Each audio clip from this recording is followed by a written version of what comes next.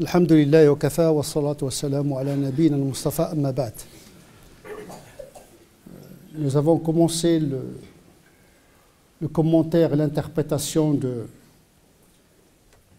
la sourate intitulée Le temps, Al-Asr, qui veut dire le temps, l'époque, comme une dimension de l'existence. On ne va pas revenir à l'explication du mot Al-Asr et son importance, parce que tout se passe dans le temps et l'espace. C'est notre capital. Perdre le temps, c'est perdre la vie. Et donc le temps, c'est le capital de l'existence humaine. C'est une entreprise en soi. Donc il ne faut pas tomber dans la faillite. Le temps, c'est la vie. Et perdre le temps, c'est perdre la vie. Innal insana lafi khusr, tout individu en tant que tel, en tant que singularité, individualité, est en perdition. Est susceptible de perdre. L'homme tout seul est perdu. Perplexe. Dérouté. Égaré. Livré à lui-même, il ne peut que s'égarer. D'où la nécessité de s'en remettre à l'absolu. Donc il y a quelque part une vérité qui nous transcende. Cette vérité s'est manifestée dans l'histoire, dans l'époque. C'est la révélation coranique pour les musulmans. Mais elle s'est également manifestée pour d'autres peuples avant nous. Dieu agit dans le temps. Pourtant, il est en dehors du temps et de l'espace. C'est ça le miracle de la révélation. Faire éruption dans deux notions qui sont de l'ordre de l'intuition pure, qui ne correspondent à aucune réalité objective et réelle. Le temps n'existe pas. Il est mental. C'est une perception. Et pourtant, Dieu s'est manifesté dans ce temps mental que nous percevons. Dieu nous parle de l'intérieur. C'est une révélation qui vient de l'extérieur, mais qui nous parle à partir de ce que nous percevons du monde.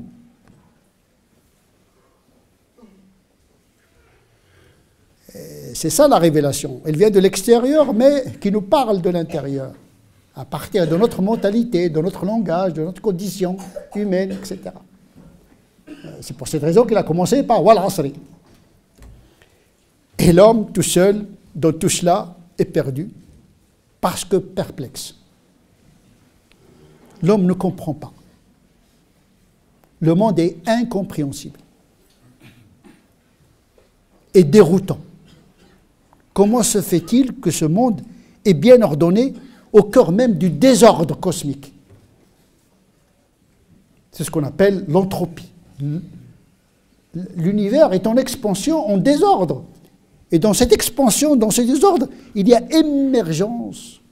Ce qu'on appelle l'émergence aujourd'hui, c'est un terme à la mode chez les physiciens et chez les psychologues. Quelque chose qui sort du désordre. Quelque chose d'imprévu, qu'on ne peut pas prédire. Et donc, c'est dans cette condition que nous vivons. L'homme, tout seul, ne comprend pas ce qui se passe parce qu'il y a des phénomènes qu'on arrive, jusqu'alors, on n'arrive pas à les expliquer malgré le progrès de la biologie moléculaire, de la génétique moléculaire, de la physique quantique. On n'arrive pas à comprendre. Pourtant, on manipule le monde. Ce n'est pas parce que vous manipulez la matière que vous comprenez la matière. C'est ça qui est déroutant. Le monde est infiniment incompréhensible, comme on peut dire que le monde est infiniment compréhensible. Donc la perplexité, c'est le catalyseur de la connaissance. C'est parce qu'on est perplexe qu'on veut chercher à comprendre. Et on ne peut pas comprendre tout par nous-mêmes, on peut comprendre quelques phénomènes, mais la vérité métaphysique, au-delà de la matière, le jour du jugement dernier, les anges, et d'autres mode d'existence qui nous échappe, qui n'appartiennent pas à la physique baryonique, c'est-à-dire constituée des atomes que nous connaissons. Il y a d'autres formes de matière. Matière invisible, l'antimatière, comme disent les astrophysiciens et les physiciens théoriciens. Donc, on est perdu, d'une certaine manière, à comprendre le monde et à comprendre celui qui est derrière le monde. Ou bien le monde s'est créé lui-même, donc il est sa propre loi, donc une loi intrinsèque, ou bien une loi qui est extrinsèque, mais qui a établi cette loi extrinsèque au monde. Il faut qu'il y ait un législateur, dans le sens du créateur. D'où le secours de la révélation. Mais la révélation, comme on a dit, n'est pas un dévoilement. La révélation, elle indique, mais ne dévoile pas toute la vérité. Le croyant doit continuer le chemin de la vérité. Il y a beaucoup de musulmans qui pensent qu'une fois des deux pieds dans l'islam, alhamdoulilah, tout est dans le Coran. Mais rien dans la tête. C'est ça qui est dramatique. Mais tout dans le Coran, dans la mesure où le Coran te dit, cherche aussi la vérité dans l'afaq ou l'anfus, dans les horizons vous-même. Il y a 12 autres livres à explorer. Ne cherche pas la théorie de l'évolution dans le Coran. Cherchez, faites la paléontologie, l'archéologie, la génétique paléontologique et cherchez comment s'est établie la filiation et l'évolution inter- et intraspécifique. Cherchez. Faites des études. Non, nous, on attend que les scientifiques trouvent pour qu'on dise « Ah, le Coran l'a dit déjà ». Mais puisque le Coran l'a dit déjà, pourquoi vous ne l'avez pas trouvé? C'est un signe que vous êtes bête. On est ridicule quelquefois. Non, le Coran dit non, cherchez ailleurs. Le Coran, c'est un point de départ, ce n'est pas un point d'arrivée. Le Coran nous donne l'orientation, Houda, le guide. Il ne va pas te suivre toute ta vie. Il va dire, c'est comme, voilà, il va dire, tu tournes à droite, tu tournes à gauche, mais il n'est pas obligé de t'accompagner toute ta vie. Donc le Coran nous trace la voie et c'est à nous de marcher. Et c'est en marchant qu'on découvre le chemin aussi. Innal insana lafi khusr, perdu, mais il doit chercher, justement. Le problème, c'est que lorsque l'homme ne se sent pas perdu, il est dans un confort de vérité. Il ne cherche pas à chercher la vérité parce qu'il pense qu'il est dans la vérité. Tout musulman, tout être humain, encore, et a fortiori le musulman, il est conscient qu'il est perdu. C'est pourquoi dans chaque prière, Ihdina, dans chaque prière, il est conscient qu'il peut déraper, il peut se tromper, il peut fauter, etc. Il a toujours besoin de marcher dans la voie de la vérité. La guidance, ce n'est pas quelque chose d'acquis dans l'absolu. On peut l'avoir, on peut la perdre. On peut l'avoir relativement, et la guidance n'est que relative, d'ailleurs, même pour un prophète, même pour les anges. Personne n'a mis sa main sur Dieu. Personne. Et donc la vérité de la vérité qui est Dieu, c'est quelque chose qu'on doit chercher en marchant à travers la connaissance de sa création. Parce que accéder à l'essence de Dieu directement, ce n'est pas possible. On ne peut accéder à Dieu qu'à travers ses manifestations dans l'existence. Arini anzur ilayk. Montre-moi comment je peux te voir. Non, tu ne me verras jamais. L'âne, ni dans ce bas monde, même dans le-delà, lorsque les croyants vont voir Dieu dans le jour du jugement dernier, ils ne vont pas le cerner totalement, parce que le fini ne peut pas cerner l'infini et l'absolu. Notre condition, c'est la relativité. Il faut se complaire dans cette perplexité, cette finitude. C'est ça qui est le charme de l'existence de l'être humain. Cette perplexité que le pousse à chercher. Innal insana la fi khusr, il est perdu, livré à lui-même. Illa alladhina amanu, sauf ceux qui ont cru. La foi, c'est une intelligence. Intelligence du cœur. Mais c'est une foi qui est basée quand même sur une lumière. La raison a besoin d'une lumière, c'est comme l'œil. Il peut être performant, mais une fois que vous êtes dans l'obscurité, vous n'allez rien percevoir. Vous avez besoin d'une lumière de l'extérieur. Nourun ala nour, la lumière de la révélation qui vient éclairer le regard de la raison. Et donc c'est une foi qui n'est pas absurde, elle doit être raisonnée, raisonnable, intelligente. L'iman, ce n'est pas uniquement un sentiment flou. Il est basé sur une aqida, une croyance, mais une croyance qui ne méprise pas la raison, qui la prend en considération. Parce que là aussi, dans ce domaine-là, la yukallifu Allahu nafsan illa wus'aha. Même dans le domaine des croyances, Dieu s'est manifesté à nous à travers des attributs que notre raison peut accepter. Parce que ces attributs, nous les sentons en nous-mêmes. Tous les attributs dans le Coran de Dieu, nous les connaissons. Dieu nous parle à travers nous-mêmes. C'est-à-dire, il veut élever la condition relative de l'être humain pour se rapprocher de l'absoluité des attributs parfaits d'Allah subhanahu wa ta'ala. L'iman, c'est une marche. Et là, l'iman, il se vit dans une communauté.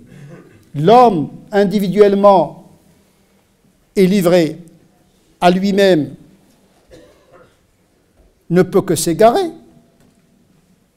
Par contre, la guidance et la foi se vit dans une communauté. Il n'a pas dit l'homme est en perdition, sauf celui qui a cru. Non, sauf ceux qui ont cru. Comme si la guidance se partage. Il y a une dimension de solidarité dans la foi. La notion de jama'a, laquelle jama'a ne veut pas dire une secte. Être dans une communauté musulmane ne veut pas dire sombrer dans le fanatisme tribal et ethnique. On va voir pourquoi il ne faut pas sombrer dans le fanatisme ethnique, parce qu'à la fin de la sourate, le Coran mit la vérité au-dessus de toute appartenance religieuse. Puisqu'il s'agit d'adorer un Dieu des mondes, pas un Dieu des musulmans. Et Dieu n'aime pas l'injustice, même à l'égard de n'importe quel être humain, qu'il soit musulman ou pas. Être au service de Dieu, c'est être au service de la vérité. C'est ça la grandeur d'une religion d'ailleurs. Plus vous êtes fanatique, plus vous êtes sectaire, plus vous êtes renfermé, plus vous êtes exclusif, vous êtes dans la trahison de la notion même de la foi en Dieu. Une foi qui se partage avec les musulmans, mais qui produit une valeur ajoutée à toute l'humanité. Ce n'est pas une foi qui renferme, mais une foi qui ouvre sur la communauté spirituelle et sur la communauté humaine par la suite. Illa alladhina amanu. Sauf ceux qui ont cru et qui ont accompli les bonnes œuvres. Comme si la foi est découplée de la pratique. Et là, dans ce verset, un argument pour ceux qui considèrent que la foi n'intègre pas les pratiques et que la foi c'est un assentiment du cœur. Tasdiqun bil qalb. Donc la foi c'est quelque chose d'intérieur, c'est une pratique de l'esprit, mais une pratique invisible, mais qui constitue la racine des œuvres.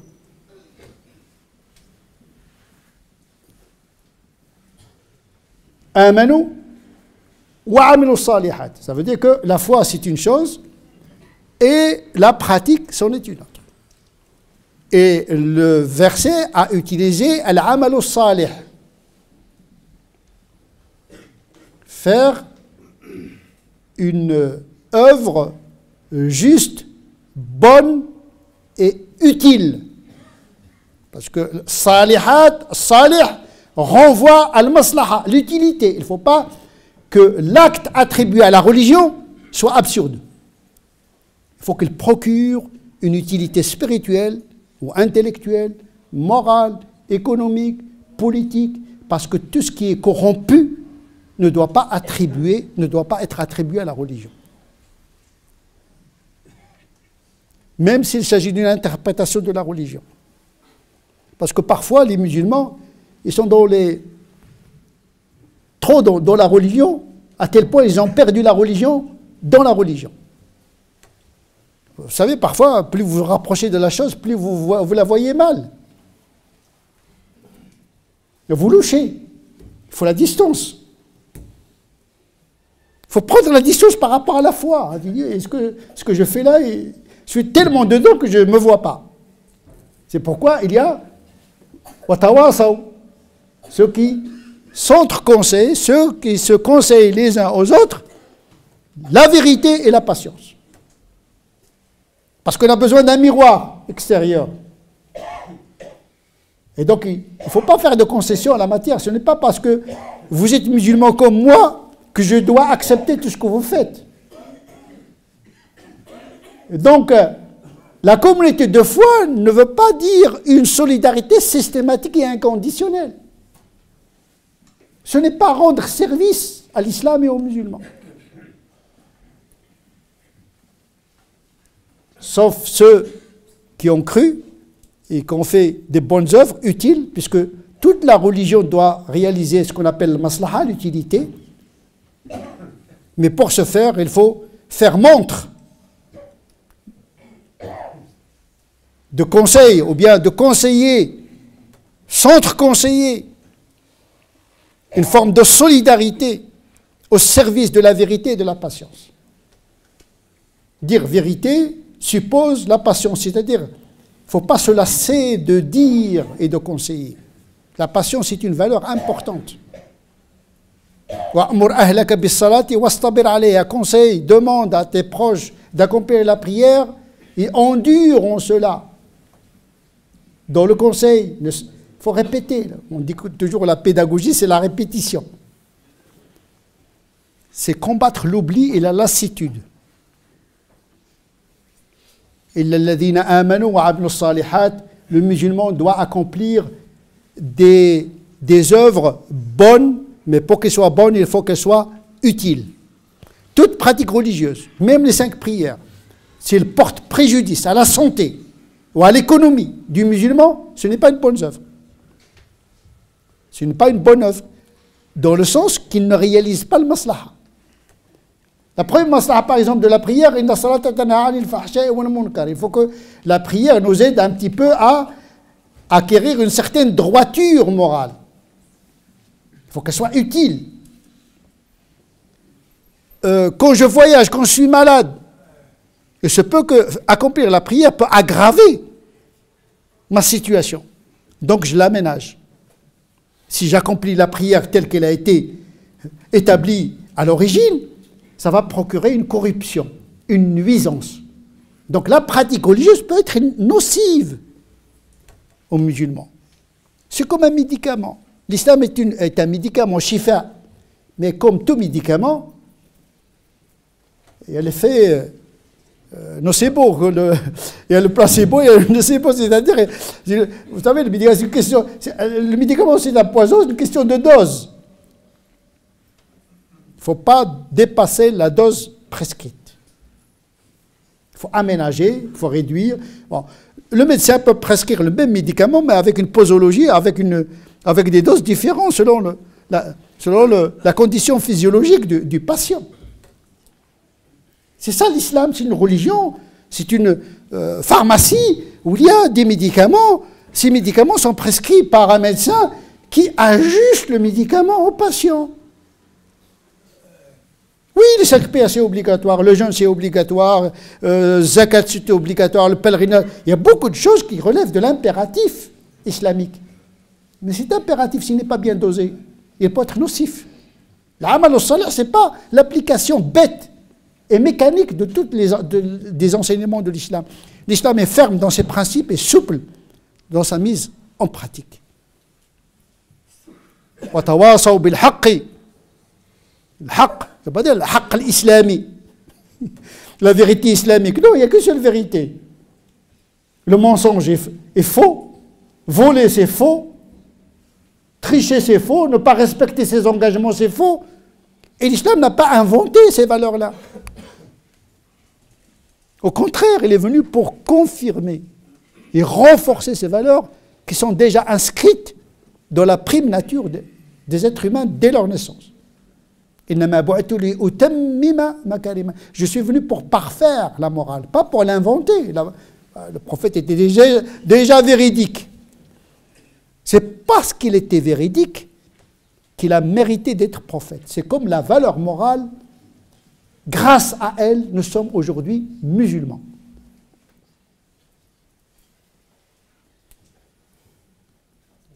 C'est le cœur de l'islam. Dis-moi ce que tu fais, je dirais quelle est ta religiosité. Tu ne vas pas me dire, ah, je fais les 5 prières, je fais le jeûne, mais ça c'est pour toi. Qu'est-ce que tu fais pour les autres? Malheureusement, les musulmans vivent une religiosité de consommation individuelle pour renforcer le renfermement et l'égocentrisme. Au lieu que l'islam nous fasse sortir de notre égoïsme, notre individualisme, non, l'islam, nous renforçons notre fanatisme tribal, fanatisme ethnique par la religion. Ça s'appelle la corruption de la religion. Ce n'est pas l'amal salih, ça. Même s'il est au nom de l'islam en apparence. Donc effectivement, on peut être fidèle à la lettre d'un enseignement, mais trahir son esprit. La vérité est au-dessus de tout le monde. Quand la vérité est du côté du non-musulman, je défends la vérité. La vérité du non-musulman parce que c'est la vérité. Et quand le musulman dit la vérité, je défends la vérité parce que ce n'est pas le musulman parce qu'il est musulman, parce qu'il a dit la vérité. Connais la vérité, tu connais ces hommes, mais ne connais jamais, ne sais jamais, ne cherche pas à savoir la vérité à travers les hommes, mais cherche la vérité, tu connaîtras ses adeptes. Nous, on inverse. Parce que mon copain, il a dit la vérité, parce que mon savant, parce que dans mon pays, etc., c'est comme ça, donc il a dit vrai. Non, non, non. La vérité, c'est Dieu. Et Dieu n'appartient à personne. D'où l'autonomie de la réflexion. Vivre en communauté, mais garder sa singularité quant à la quête de la vérité. نسأل الله عز وجل أن يجعلنا من الذين يستمعون القول فيتبعون أحسنه أولئك الذين هداهم الله وأولئك هم أولو الألباب اللهم اهدنا فيمن هديت وعافنا فيمن عافيت وتولنا فيمن توليت وبارك لنا فيما أعطيت وقنا واصرف عنا شر ما قضيت اللهم ربنا آتنا في الدنيا حسنة وفي الآخرة حسنة وقنا عذاب النار اللهم صل على سيدنا محمد وعلى آل سيدنا محمد كما صليت على سيدنا إبراهيم وعلى آل سيدنا إبراهيم وبارك على سيدنا محمد وعلى آل سيدنا محمد كما باركت على سيدنا إبراهيم وعلى آل سيدنا إبراهيم في العالمين إنك حميد مجيد سبحان ربك رب العزة عما يصفون وسلام على المرسلين والحمد لله رب العالمين.